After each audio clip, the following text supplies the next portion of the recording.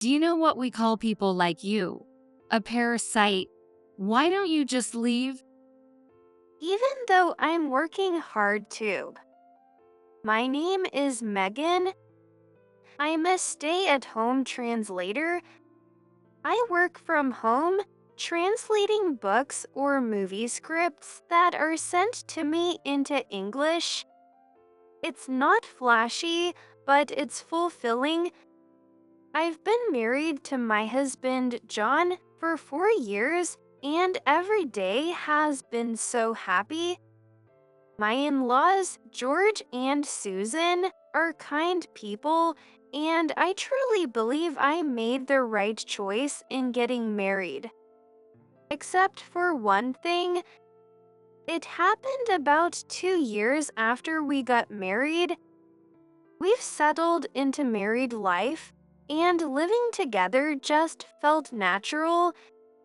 We want George and Susan to be able to see their grandchild soon, right?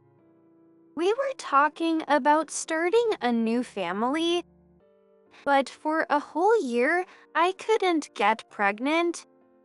I researched everything that might help increase my chances and tried it all. Thinking treatment might be an option, I decided to consult a doctor for advice, and I was diagnosed with infertility. Even after detailed tests, they couldn't find the cause.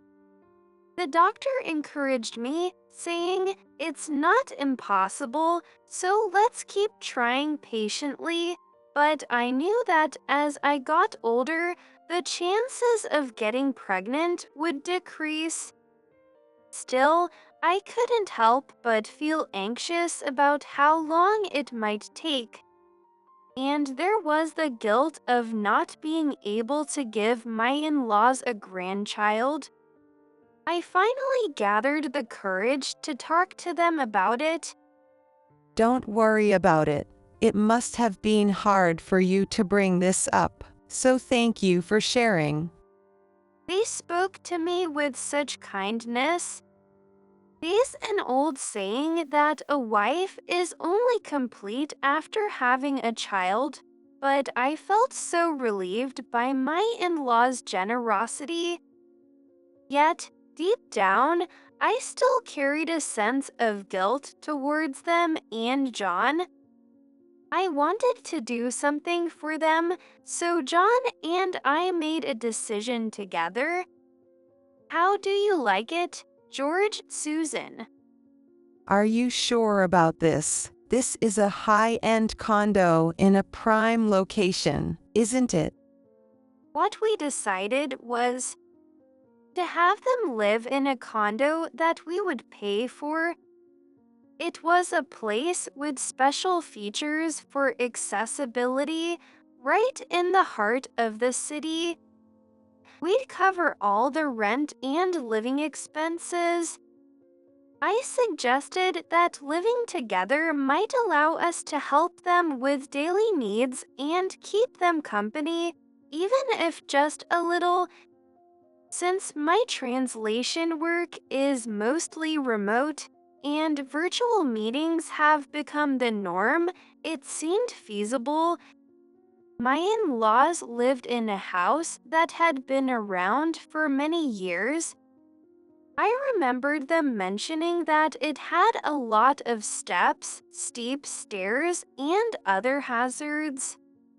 We considered renovating, but the house was a bit far from station and a car was necessary, so we thought a condo closer to the station might be better. Don't worry about the money. Both John and I are working, and since we're both pretty frugal, we've saved up. We talked it over and decided that since I couldn't give you the grandchild you deserve, we wanted to do something else for you instead. Yeah, that's right. Megan's absolutely right. Don't worry about the money. I was a little surprised when she brought this up, but I really want to do something for you both too. Please accept this as a gesture of our appreciation. I see. We've got ourselves a great son and daughter-in-law, haven't we, honey? Yes, thank you, both of you. Seeing how happy they were with our gesture made me so glad. The guilt of not being able to give them a grandchild lightened a bit, and I started to imagine a future filled with happy days, brimming with hope. But I had no idea that a much heavier challenge was waiting for me. This is such a wonderful place. I'll feel secure here even when I'm much older. I was so relieved they liked it. I looked at my mother-in-law, feeling a sense of relief. Today, we had invited them to see the place before the move. They both seemed very excited. Megan, I'm so happy. Thanks to you, my parents look so thrilled. I'm really grateful. That's my line. Thank you for agreeing to my bold suggestion. Even though we had some savings, deciding to buy a condo was a big decision. It's only thanks to your support that we made it here. Thank you. They liked the place, John was happy, and I knew we were in for some great times ahead. I could hardly wait for the moving day, looking forward to it with excitement. And then, the moving day arrived. We finished moving all my in-laws' things, took a break, and were chatting together. That's when the doorbell rang. Who could it be? Maybe it's the movers. Did they forget something? Feeling curious, I went to the intercom. Hello. Wow, this place is huge. The rooms look so spacious. Oh, Megan, it's been a while. It's Claire. It's been a while. Please come on in. The person on the other end was my sister-in-law, Claire. I'm not very comfortable around her. I first met Claire about 2 weeks after I got married. She couldn't attend the initial family meeting because of work, so we arranged a separate meeting later. Sorry for the late introduction. I'm Megan. Nice to meet you. Megan, is it? Nice to meet you too. By the way, what kind of work do you do, Megan? I work as a translator. I studied Spanish at a vocational school, so I found a job where I could use my Spanish skills. Oh, so you went to a vocational school.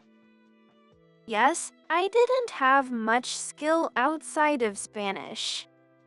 I don't really understand vocational schools. I don't think you can learn much in just 2 years, and studying just one thing doesn't seem very practical. I see. Oh, I'm sorry if I offended you. I went to a traditional university, you see. I couldn't help but feel like she was looking down on me for attending a vocational school. Sensing my discomfort, John said to me, Sorry, my sister is really smart, unlike me, and she went to a well-known university in the city. She works at a big corporation now, so she's got a bit of a pride thing going on. I find it a little hard to deal with too, so don't worry too much about her attitude. My first impression of her wasn't great, and since we didn't interact much afterward, I wasn't comfortable around her. But time had passed, and I hoped things might be different now, though a small part of me still felt uneasy. Then Claire said something surprising. Thanks for having me. This place is beautiful. Come in. Oh, what's with all the luggage? Did you just get back from a trip? Long time no see. Claire, you look different somehow. So what brings you here today? Didn't I mention it? I'm moving in here. What? Everyone except Claire had the exact same reaction. I've been living at home all this time, so when the old house got torn down, I didn't have anywhere to go.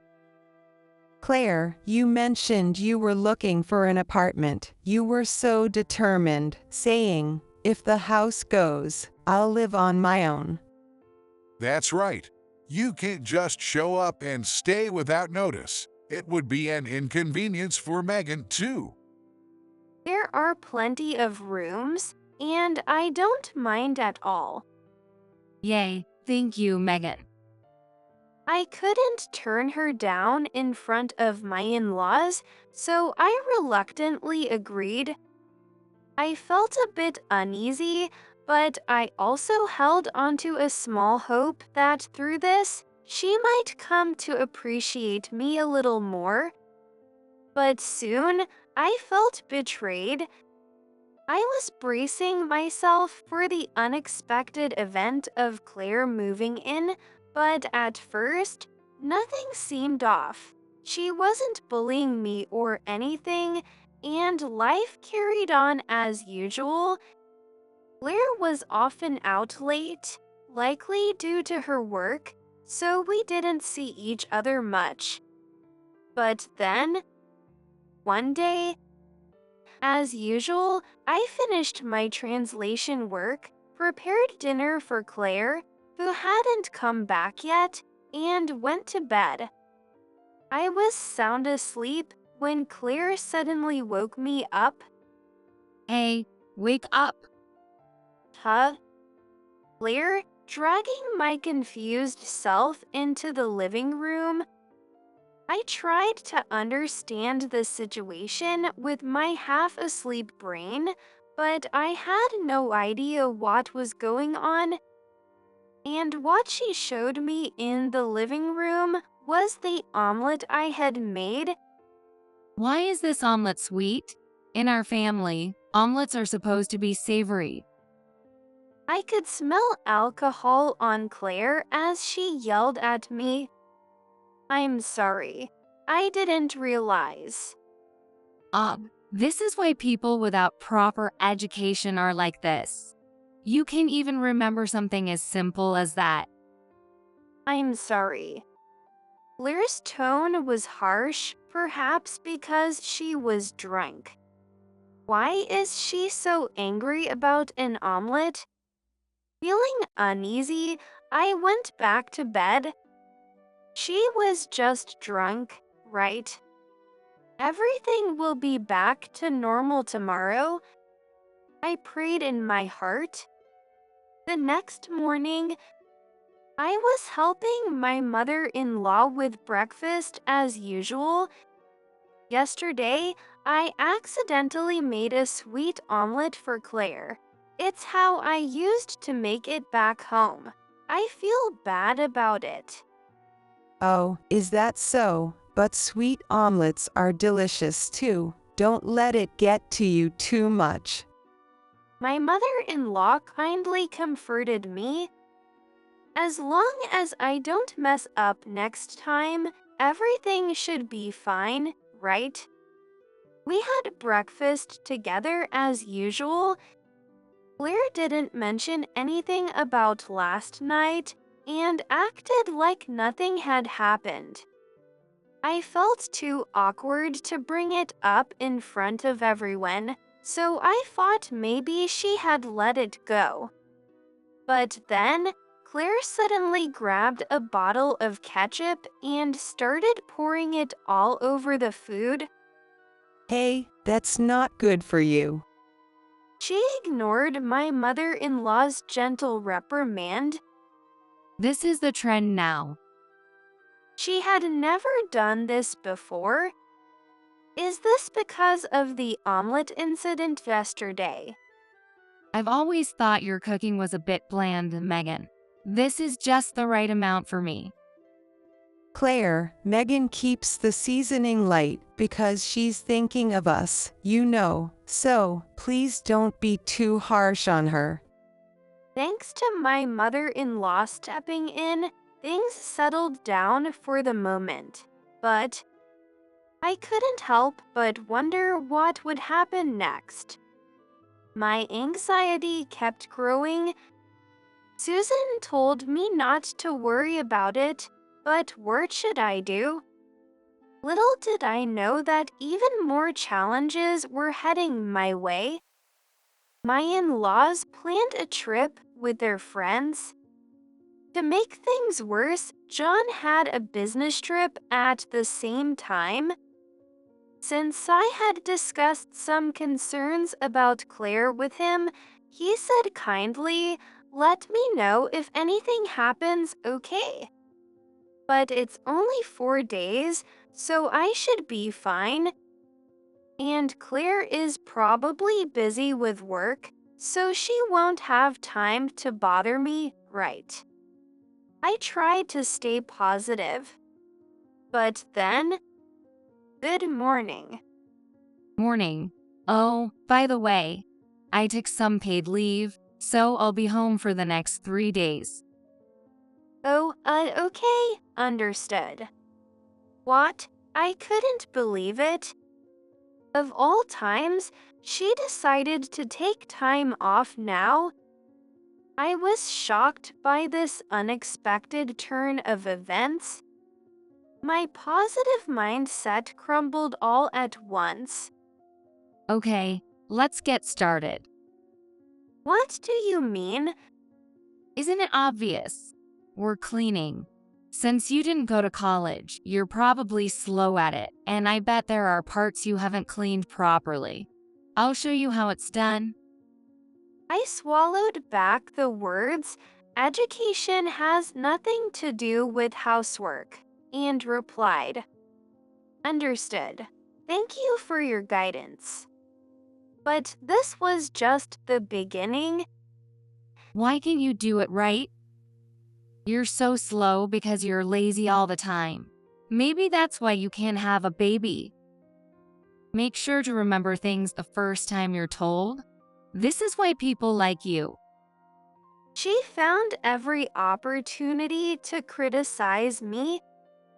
I stayed quiet, knowing that talking back would only make things worse. I'd like to get back to my translation work soon. I have something I need to finish by today. Do that little job later. It's probably just like a student's side gig, right? Some pocket money. Saving it up for your secret stash while John takes care of you. Do you know what people like you are called? Parasite.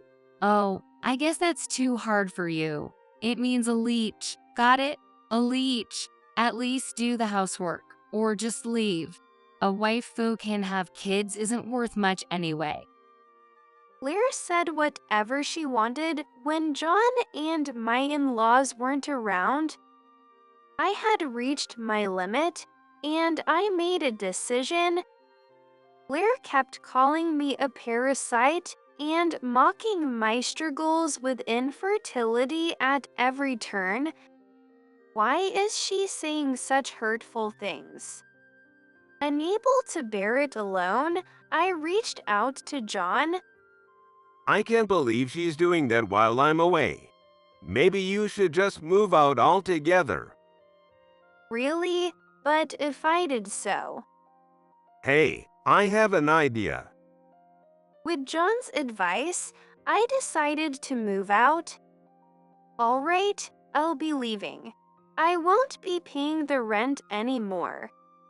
Just get out already. As a high school graduate, you can't afford the rent anyway, so it's no skin off my back. So you agree, right? Then please proceed with the name change on the lease.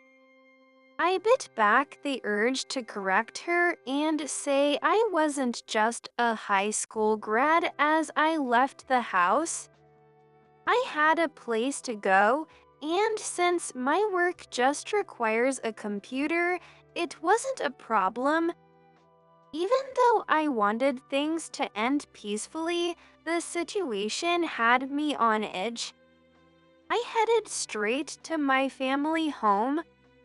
My parents were living in Mexico for work, so it was just me there.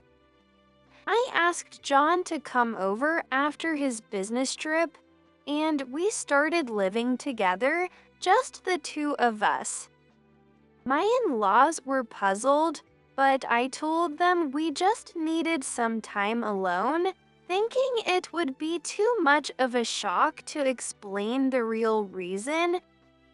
After about a month, when the lease transfer was finalized, I received a call from Claire. Hello, what's going on here? What do you mean? Don't play dumb. It's about the rent. Why is it so high? Well, it's a condo in a prime location, so naturally, the rent isn't cheap. How could someone like you, with your lack of education, afford such a place? This has to be some kind of scam. Sure, academically, I may not match up to you, Claire, but I grew up overseas and I developed some language skills because of that. It's a bit embarrassing to say, but that's how I got into translation work, and I've been doing pretty well. Thanks to that, I earn enough to afford that condo. Education isn't everything. You shut up. I graduated from a top university and work for a prestigious company. Obviously, I'm more important. Well, with such an impressive background, paying rent shouldn't be a problem for you, right? So there's no need to complain to me about it. I'm a bit low on savings right now. We're not getting anywhere over the phone. I'll come over and we'll discuss this. A family meeting was held with my in-laws, Claire, John, and me. I explained everything that had happened between Claire and me, why I had decided to leave, and the issue with the rent. What do you mean you are a bit low on savings? You were living at your parents' with no rent or living expenses, so you should have savings, right? My father-in-law pressed her. I spent the money on cosmetic surgery, so I don't have any savings. I just had another procedure recently. You've been spending money on things like that. My mother-in-law exclaimed. So that's why your appearance changed. I'm sorry. If you keep living with us, you'll never learn. You need to move out and start living on your own. What?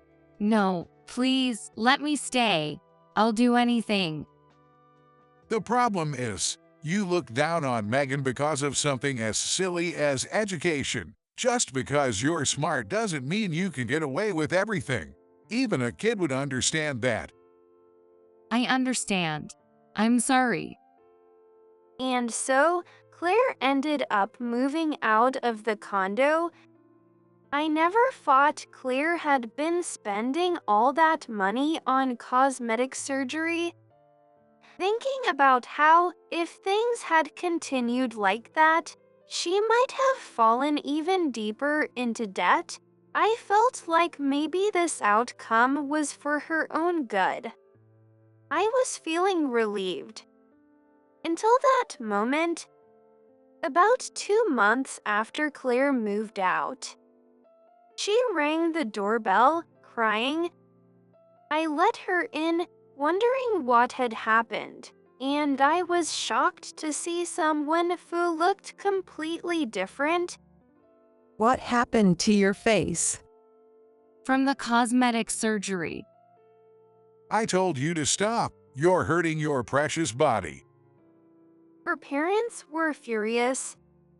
Claire's obsession with surgery hadn't stopped even after she moved out. After this incident, her parents took over managing her bank account and began monitoring her spending. She used to have such a beautiful face, and since you can't hide your face, people at her company found out about her surgeries, making her feel ashamed and isolated. The once confident Claire had become a completely different person, quiet and humble. Meanwhile, while I was living outside the condo with John, I found out that I was expecting, and now our child is growing healthily. Now, I want to show my in-laws their grandchild and make them proud. That's my goal now. So please, George, Susan, just wait a little longer.